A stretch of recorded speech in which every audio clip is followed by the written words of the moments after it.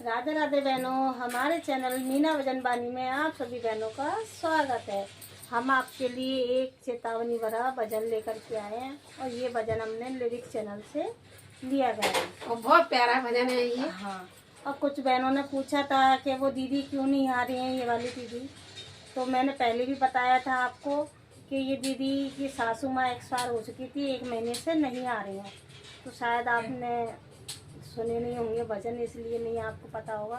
तो अब ये दीदी आने लगेंगी, 1 महीने से ज़्यादा हो गया। तो आप सुनिए भजन और कमेंट करके बताइए आपको भजन कैसा लगा। जिंदगी 2-4 दिन की रह गई, जिंदगी 2-4 दिन की रह गई। कर भजन भगवान काया कह रही, कर भजन भगवान काया कह रही।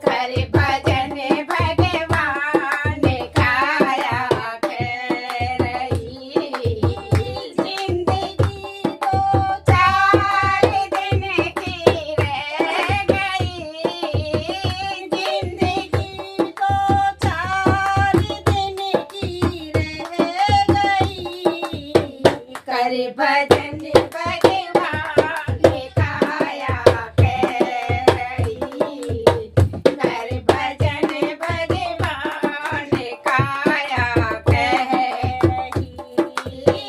जब बुढ़ापा आया रोने लगा, जब बुढ़ापा आया रोने लगा, लाठी लेकर हाथ में चलने लगा, लाठी लेकर हाथ में चलने लगा।